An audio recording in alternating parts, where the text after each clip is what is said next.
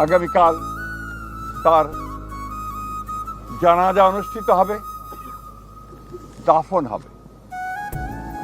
জানাজার জন্য আমরা স্থায়ী কমিটি সিদ্ধান্ত নিয়েছি যে আগামীকাল দুপুর 2টায়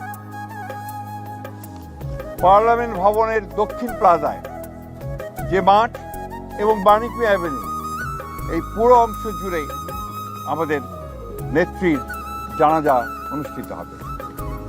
এই জানাজা পড়াবেন আমাদের জাতীয় মসজিদের খতিব অর্থাৎ বাইতুল মুকাররমের খতিব। আর এই জানাজায় যে সঞ্চালন করবেন পুরো বিষয়টাকে যিনি সঞ্চালন করবেন তিনি হচ্ছে আমাদের জাতীয় স্থায়ী কমিটির সদস্য জনাব নজরুল ইসলাম খান।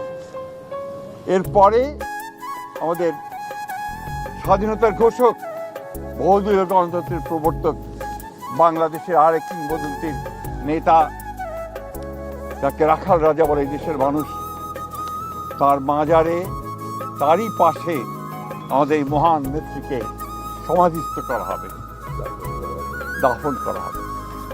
আমরা সবাই অত্যন্ত শৃঙ্খলার সঙ্গে এই জানাজায় অংশগ্রহণ করব এবং যে শৃঙ্খলার মধ্যে কথা বলা হবে, আমি বাংলাদেশের সকল স্তরের মানুষের কাছে অনুরোধ জানাবো আপনারা সেই শৃঙ্খলা মেনে অত্যন্ত সুশৃঙ্খলভাবে জানাজা পড়বেন এবং তারপরে তাকে দাফনের অংশগ্রহণ করবে, যাদের দায়িত্ব তারাই অংশগ্রহণ করবেন। অনুরোধ থাকবে আপনাদের কাছে যে আপনারা কেউ এই নিয়ম ভঙ্গ করে শুধুমাত্র ছবি তোলার জন্য সামনের দিকে এগিয়ে যাবেন না এবং ব্যাহত করবেন না এই পুরো কর্মসূচিকে।